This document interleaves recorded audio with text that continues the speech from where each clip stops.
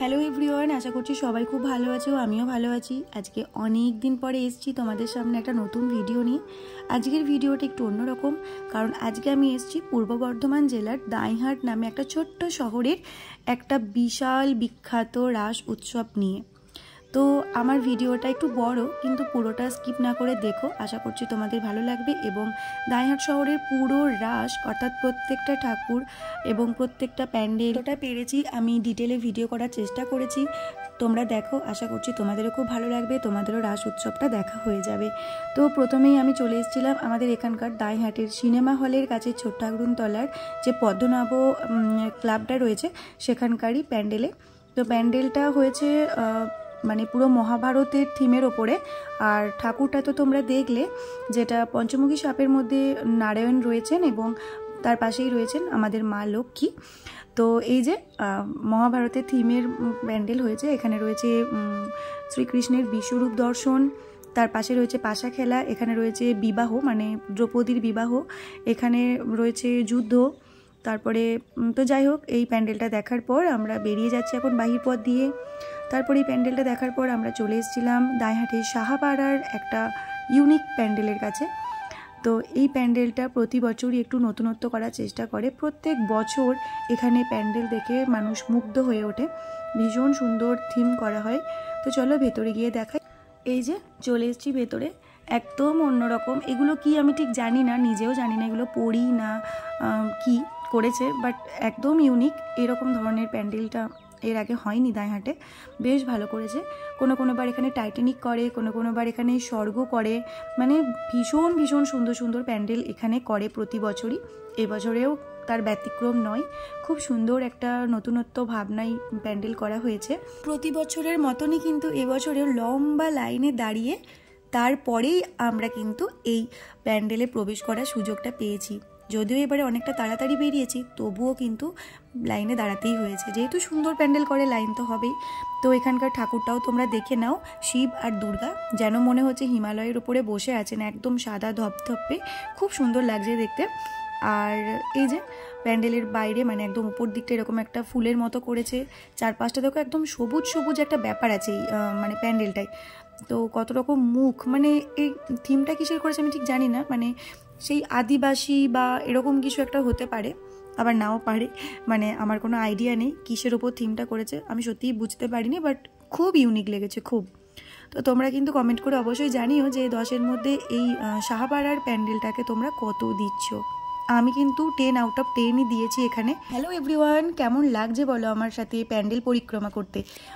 একদম ছোট্ট শহর, কিন্তু এত সুন্দর হয় রাস উৎসবটা। বিভিন্ন জায়গা থেকে কিন্তু এখানে মানুষজন আসে রাস দেখতে। তোমরা যদি দেখে থাকো তাহলে তোমরা জানবে এখানে কেমন হয়, আর যদি না দেখে থাকো তাহলে আমার ভিডিওতে দেখে নাও। আশা করছি তোমাদের সবারই খুব ভালো লাগছে, এবং স্কিপ না করে পুরোটা দেখো, আশা করছি আরও খুব ভালো লাগবে। তো আমার সঙ্গে রয়েছে আমার এক দাদা, আর সামনে রয়েছে আমার মা, বাপি, বৌদি, অনেকেই আছে, সবার সাথেই এসছি।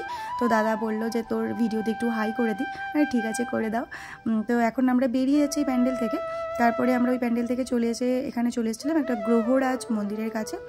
এটাও কিন্তু রাসের সময় পুজো হয়, প্রত্যেক বছর রাসের সময় পুজো হয় এবং পরবর্তী রাসে বিসর্জন হয়, নতুন ঠাকুর নিয়ে আসা হয়। তো এখানে দেখলাম প্রসাদ দেওয়া হচ্ছে, এখানে সবাই প্রসাদ খেলাম।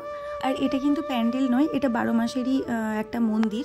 তো তারপর ওখান থেকে আমরা চলে গেছিলাম গার্লস স্কুলের কাছে ডাকাতিকালীতলার জগদ্ধাত্রী ঠাকুরের কাছে। যারা ভাবছো যে পরের বছর আসবে রাস দেখতে দাঁইহাটে, তাদের জন্য আমি এতটা ডিটেলসে বলছি যে কোথায় কোন ঠাকুরটা হয়েছে, তোমাদের সুবিধা হবে। তো তারপরে এই জগদ্ধাত্রীটা দেখে নাও তোমরা কেমন লাগছে। এটা কিন্তু প্রতি বছরই ভীষণ সুন্দর করে মূর্তিটা, একদম মানে মন ভরে যাওয়ার মতন মূর্তিটা হয়। তো তারপরে ওখান থেকে আমরা চলে গেছিলাম তরুণ সংঘের কাছে।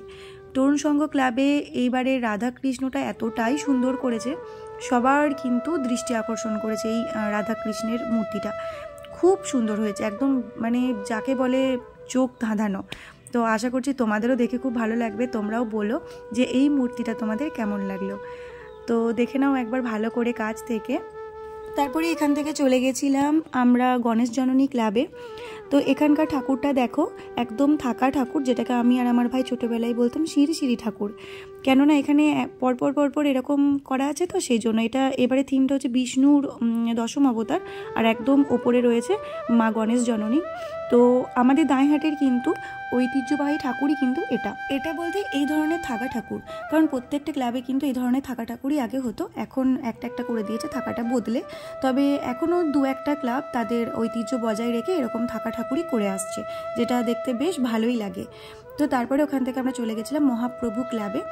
এবারে প্যান্ডেল কিছুই করেনি, একদম ঠাকুরটা করেছে, ঠাকুরটাও খুব সিম্পলভাবে করেছে, আগের বারে তো একদম মাতিয়ে দিয়েছিল প্যান্ডেলে। তো এবারে কার্নিভালে বোধহয় মানে খেল দেখাবে, যেটাকে বলে খেলা হবে, তো কার্নিভালও তোমাদের অবশ্যই দেখাবো, আগেরবার আমি দেখাতে পারিনি কার্নিভালটা, তো এবারে আমি কার্নিভালটা দেখানোর চেষ্টা করব। তো যাই হোক, এই হচ্ছে মহাপ্রভু ঠাকুর, রাধাকৃষ্ণ রয়েছেন। তো এখানে সামনে কীর্তনও হচ্ছিল, আমরা দাঁড়িয়ে কিছুক্ষণ দেখলাম, তারপরে আমাদের প্রসাদ দিল, আমরা প্রসাদ নিলাম, তারপরে আমরা ওখান থেকে বেরিয়ে গেছিলাম। ওখান থেকে বেরিয়ে দাঁইহাটের বিখ্যাত তেলে ভাজার দোকান, যেটা বাজারে রয়েছে, সেখানে আমরা একটু টিফিন করলাম। তারপরে এখানে টিফিন করার পর আমরা আবার ঠাকুর দেখতে চলে গেলাম। এখানে এসেছিলাম গঙ্গা রাস্তার মোড় যেটা বলে, সেখানে নটরাজ ঠাকুর হয়, সেই প্যান্ডেলেই আমরা এবার ঢুকবো। এখানে আমি একটা ইনফরমেশন দিয়ে রাখি সবাইকে, কেউ যদি আমার ভিডিও দেখে ভেবে থাকো যে দাঁইহাটের রাস দেখতে আসবে, বা কেউ যদি দাঁইহাটের রাসের নাম শুনেই দাঁইহাটের রাস দেখতে আসবো ভেবে রেখেছো, তো একটা কথা তাদের বলে রাখি যে এখানে কিন্তু কোনো রকম গাড়ি ঘোড়া বা মানে টোটো কোনো কিছু কিন্তু শহরের ভেতরে এই রাসের দিন ঢোকে না, মানে রাসের দুটো দিনই ঢোকে না, রাতের দিকে মানে সন্ধ্যের দিকে। তো তোমরা যদি কেউ দাঁড়াট বাস স্ট্যান্ড দিয়ে আসতে চাও, তাহলে বাস স্ট্যান্ডেই কিন্তু তোমাদের টোটো বা চার চাকা বা যা হোক মোটরসাইকেল সমস্ত কিছু রেখে তারপরে গোটা শহরটা ভেতরটা কিন্তু হেঁটেই ঘুরতে হবে। আর কেউ যদি মনে করো সিনেমা হলের সাইড দিয়ে আসবে, তাহলে কিন্তু সিনেমা হলের ওখানেই কিন্তু তোমাদের পার্কিং করে তারপরে কিন্তু শহরের ভেতরে ঢুকতে হবে। তো কোনো রকমই গাড়ি ভেতরে ঢুকবে না, নো এন্ট্রি করা থাকে এবং প্রত্যেকটা মোড়ে মোড়ে পুলিশ দেওয়া থাকে। তো যাই হোক, এখানে চলে এসেছি নটরাজ ক্লাবের ভেতরে, যেখানে একদম শিবালয় করেছে, পুরো শিব ঠাকুরের থিম। চলো এটা তোমাদের একটু দেখাই, কেমন লাগছে তোমরাও বলো। যতটা ডিটেলে দেখানো যায় আমি ততটাই চেষ্টা করেছি ভিডিওতে তুলে ধরার, কারণ তাড়াহুড়ো করে আমি দেখাতে চাইনি, আর ভিড়ের মধ্যে যেটুকু ডিটেলে করা গেছে তার মধ্যেই সেইটুকুই করার চেষ্টা করেছি, কারণ প্রচুর নড়েছে ভিডিওটা, এত ভিড়, এটা স্বাভাবিক। তো যাই হোক, দেখলে নটরাজ ঠাকুর, আর এই হচ্ছে দেখো কি সুন্দর কাঁচ দিয়ে ডিজাইন করা রয়েছে প্যান্ডেলের ভেতরটা। প্রতি বছর এখানে প্যান্ডেলটা খুব সুন্দর করে, কিন্তু এবারে খুব একটা ভালো আমাদের কারোরই লাগেনি। তো আমাদের কিন্তু এখানে দাঁড়াটের রাসের প্যান্ডেল, প্রতিমা, কার্নিভাল, বাজনা, লাইটিং সব কিছুতেই কিন্তু আমাদের এখানে ভোটাভুটি হয়। তারপরেই কিন্তু যে ক্লাব যেটাতে ফার্স্ট, সেকেন্ড, থার্ড হয় তাদেরকে কিন্তু সেই পুরস্কারটা দেওয়া হয়। যেমন কোনো ক্লাব যদি মানে প্যান্ডেলে ফার্স্ট হয় তাহলে তাকে প্যান্ডেলের ফার্স্ট পুরস্কারটা দেওয়া হয়, বা কোনো ক্লাব যদি সেকেন্ড হয় তাহলে তাকে সেকেন্ড পুরস্কারটা দেওয়া হয়, বা কোনো ক্লাব যদি মানে প্রতিমাতে ফার্স্ট হয়, বা কোনো ক্লাব যদি কার্নিভাল বেরোনোর সময় যে লাইটিং বা মানে প্রসেশন বা কোনো বাজনাতে ফার্স্ট হয় তাহলে তাদেরকে সেগুলো দেওয়া হয়। মানে অনেক রকম পুরস্কারের ব্যবস্থা কিন্তু এখানে রয়েছে। তো তোমরা কিন্তু চাইলে আমার ভিডিওর মাধ্যমে তোমরাও কিন্তু ভোট দিতেই পারো, তোমাদের কোন প্যান্ডেলটা কোন প্রতিমাটা ভালো লেগেছে তোমরা কিন্তু কমেন্ট সেকশনে ভোট দিতে ভুলবে না, এবং এটা আমারও ভালো লাগবে এবং তোমাদেরও ভালো লাগবে। যদিও এই দাঁইহাটের রাস উৎসবের ভোটাভুটিটা আগে তো ফেসবুক ছিল না, মানে সোশ্যাল মিডিয়া ছিল না, আগে মানুষের মুখে মুখেই হতো, এখন কিন্তু মানুষের মুখে মুখের সঙ্গেও কিন্তু এখন সোশ্যাল মিডিয়া মানে ফেসবুকেও পোস্ট করা হয় যে কার কোনটা ভালো লেগেছে, কমেন্ট সেকশনেও দেখা হয়, এবং কমেন্টের যে কমেন্ট করে সবাই সেটাও কিন্তু গ্রাহ্য করা হয়। তো তারপরেই কিন্তু আমাদের এখানে একদিন মিটিং ডেকে একটা দিন দেখে কিন্তু সেই পুরস্কারটা দেওয়া হয়। পরে এই প্যান্ডেলের বাইরে দেখলাম এরকম স্ট্যাচু হয়ে কিছু একটা সেজেছে একজন, কি সেজেছে এটা আমি সত্যিই বুঝতে পারলাম না, কারণ শিব ঠাকুর তো এটা নয়। তো যাই হোক, স্ট্যাচুভাবে মানে থাকাটাও কষ্টকর, দেখে মায়াও লাগছিল। তো তারপর ওখান থেকে আমরা চলে এসেছিলাম একদম গঙ্গার ধারে একটা মুন স্টার ক্লাবে, যেখানকার প্যান্ডেলটাই প্রতি বছর একটা হরর থিম করে। এবারেও কিছু একটা হরর করেছে, মানে বেশ মানে ওই ভূতের আওয়াজ হচ্ছে, তো আওয়াজটা আমি কপিরাইটের কারণে মিউট করেছি। এই যে দুই ধারে দুজন মানুষ দাঁড়িয়ে রয়েছে, এরা বোধহয় শিকারি সেজেছে, কারণ একজনের কাঁধে হরিণ, একজনের কাঁধে বাঘ। তো এরা কিন্তু এরকমই করছিল সবাইকে, আর মেয়েদেরকে বেশিই করছিল, মেয়েদের বা বাচ্চাদের, কারণ তারা বেশ ভয় পাচ্ছিল। আমার যদিও ভয় লাগেনি, তারা কিন্তু বেশ চিৎকার চেঁচামেচি করছিল গোটাটাতে, মানে গোটা ভিডিওতে চিৎকার চেঁচামেচিতে ভর্তি এখানে। যদিও আমি সেই কারণে মিউট করেছি।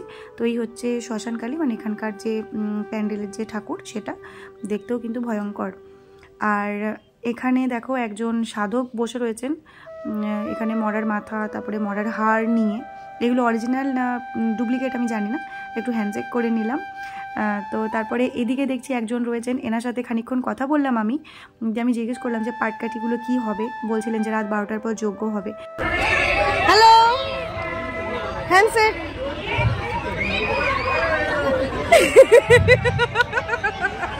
আমার হাসি শুনে আবার কেউ ভয় পেয়ে যেও না, এমনিতেই হরর থিম, যদিও ভাল্লুকটা যা করতে যাচ্ছিল না হেসে পারলাম না। এই যে ভাল্লুক, একটু নাচ করুন, আমি ভিডিও করছি। একজনকে এত ভয় দেখাচ্ছে, আর তারা যে এত ভয় কেন পাচ্ছে এদেরকে আমি বুঝতেই পারলাম না। আমার তো বেশ কিউট লেগেছে ব্যাপারটা। হ্যালো ভূত।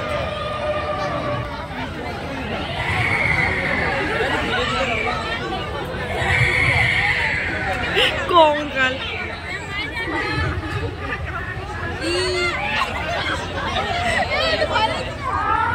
একজন ভয়ে মরে গেল।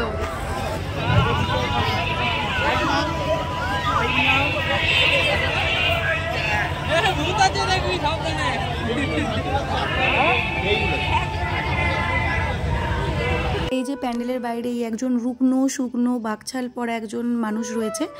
তো এখানকার থিমটা একটু অন্যরকম করেছে। প্রতি বছর কি হয়, ভূতগুলো ভেতরে থাকে, মানুষজন ঢুকে থাকে, দিয়ে ভয় পায়।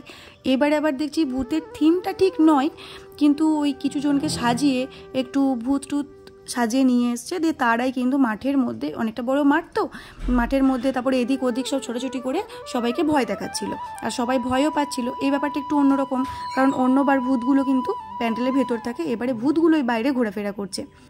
আর এই হচ্ছে এক জিনিস যেটা দেখলে পরে আমার এত ছোটোবেলাটাকে ফিরে পেতে ইচ্ছা করে, কারণ আমরা যখন ছোট ছিলাম তখন কিন্তু এইসব জিনিস এতটা ছিল না, তাই এই জিনিসে চাপার শখ কিন্তু আমার মিটল না। তো যাই হোক, কি আর করা যাবে, এই বাচ্চাদেরকে দেখে খুব ভালো লাগছিলো। এখানে খানিকক্ষণ দাঁড়িয়েছিলাম, তারপর ওখান থেকে আমরা চলে এসেছিলাম বাজারেই আর একটা শ্মশানকালী প্যান্ডেলে, যেখানে অলরেডি পুজো শুরু হয়ে গেছে। তো এখানকার থিম হয়েছে দানার হানা, মানে দানবের হানা। তো জলে করে মা কালীকে নিয়ে চলে যাওয়া হচ্ছে, এরকম কিছু একটা থিম পেছনের ব্যাকগ্রাউন্ডটা। তো তারপরে ওখান থেকে আমরা চলে এসেছিলাম বাজারেরই উগ্রচণ্ডী ঠাকুরের কাছে। এই ঠাকুরটা দেখো, তোমাদের খুব ভালো লাগবে, কারণ নিচেতে হনুমানজি রয়েছেন, দুই হাতে, একদিকে রাম একদিকে লক্ষ্মণ, আর ওপরে রয়েছেন মা চণ্ডী, দুই ধারে দুই সখীকে নিয়ে। তো দেখো এই থিমটা, মানে সরি থিম নয়, এই ঠাকুরটা একদম অন্যরকম উগ্রচণ্ডী। আর মানে এটাকে আমি আর আমার ভাই, মানে ছোটোবেলায় আমরা বলতাম দোতলা ঠাকুর, কারণ নিচেতে রয়েছেন হনুমানজি, রাম লক্ষ্মণ, আর দুই ধারে ওই যে ডাকিনী যোগিনী, আর ওপরে মানে মা দুর্গা রয়েছেন, তাই দুতলা বলে আমরা দুতলা বলতাম। তারপরে আমরা চলে এসেছিলাম গণপতি ঠাকুরের কাছে। এই ঠাকুরটা এত কিউট, আমার এত ভালো লাগে। গণপতি বাপ্পা মানে পুরো রাজার মতন সাজগোজ, পুরো রাজার মতো সেজে আছে। প্রতি বছর এই ঠাকুরটা ভীষণ সুন্দর হয়। এই ঠাকুরটাকেও কিন্তু আমার খুব ভালো লেগেছে, মানে 10 আউট অফ 10 দিলাম আমি এই ঠাকুরটাকে। মানে সত্যি কথা বলতে কি, কোনটাকে ছেড়ে কোনটাকে ভালো বলবো, প্রত্যেকটাই সুন্দর, প্রত্যেকটাই ভালো। তবে হ্যাঁ, ভোট তো দিতেই হবে, সেই হিসেবে কিন্তু আমি এটাকে 10 আউট অফ 10ই দিচ্ছি। তোমরাও কিন্তু ভোটটা দিও। এই গণপতি ঠাকুরটাকে তোমাদের কেমন লেগেছে? তারপরে ওখান থেকে আমরা চলে এসেছিলাম শেরাবালি প্যান্ডেলে, সরি প্যান্ডেল না, শেরাবালি ক্লাবে। তো এখানকার ঠাকুরটাও কিন্তু প্রতি বছর খুব সুন্দর হয়, আমার কিন্তু বেশ ভালো লাগলো। তো আমি 9 আউট অফ 10 দিলাম। তোমরা কত দিচ্ছ জানাতে ভুলো না। আর এই ঠাকুরের দেখো রূপোর যে মুকুটটা এবারে দেওয়া হয়েছে, কতটা সুন্দর লাগছে, আর মুখটাও কি মিষ্টি, তাই না? খুব সুন্দর। তোমরা কিন্তু জানিও এই ঠাকুরটা তোমাদের কেমন লেগেছে। আর এই ঠাকুরের অর্থাৎ ক্লাবের সামনেই বাজনাও বাজছে। তারপর এখান থেকে চলে এসেছিলাম বৌদ্ধ সংঘের 5 ভাই কার্তিকের কাছে, যেটা খুব সুন্দর হয়েছে। বাট এই লজিকটা আমি কখনোই বুঝতে পারি না যে 5 জন কার্তিক কী করে হয়। তো তোমরা যদি কেউ জেনে থাকো আমি জানিও। তো আমি মোটামুটি অনেকগুলো ঠাকুর তোমাদের দেখালাম, আরও কিছু আছে যেটা আমি ভিডিওতে দেখাবো, কিন্তু এছাড়াও আমার ভিডিও করার বাইরেও আরও প্রচুর ঠাকুর আছে, আরও অনেকগুলো বড় বড় প্যান্ডেল রয়েছে যেগুলো একদিনে দেখা সম্ভব হলো না, অনেকটা রাত হয়ে গেছিলো তাই আমাদের বাড়ি ফিরতে হলো। তো একদিনে দেখানো সেগুলো সম্ভব সত্যিই হয়ে ওঠেনি। তো যাই হোক, যতটা দেখালাম তোমাদের কেমন লাগলো জানিও। আর এটা হচ্ছে পুরনো বিডিও অফিসের মাঠে একটা মানে ছোট্ট করে একটা প্যান্ডেল করেছে, যেটা একদম আদিবাসী থিমের ওপর করা হয়েছে, তোমরা দেখে বুঝতেই পারছো। একটা কথা এখানে বলে রাখি সবাইকে, অনেকের মনে হয়তো প্রশ্ন জাগছে যে রাস উৎসব মানে তো শুধু রাধা আর কৃষ্ণ, তাহলে এত এত ঠাকুর কেন? আসলে এখানে শোনা যায় যে বহু বছর আগে, মানে বহু যুগ আগে নাকি দাঁইহাটে তন্ত্র সাধনা হতো। তারপরে নবদ্বীপের শ্রী চৈতন্য মহাপ্রভু মানে আমাদের দাঁইহাটে আসায় এখানে কিন্তু কৃষ্ণের ভজন বা সাধনা শুরু হয়, মানে ভজনা করা। তারপরেই কিন্তু এই কালী আর কৃষ্ণ মিলে একত্রে মিলিত হয়ে আমাদের এখানে রাস উৎসব পালন করা হয়, শুধুমাত্র মিলন উৎসব হিসেবে। তো এই থিমটা দেখো কতটা সুন্দর। এখনকার যুগে দাঁড়িয়ে এই থিমটা সত্যিই খুব দরকার, মানে থিমটা সত্যি কথা বলতে বাস্তবে কার্যকর হলে আরও ভালো হয়। কারণ শ্রীকৃষ্ণ একটা মেয়েকে মানে ত্রিশূল তুলে দিচ্ছে যে তুমি দশভুজা হও, অসুরদের বধ করো।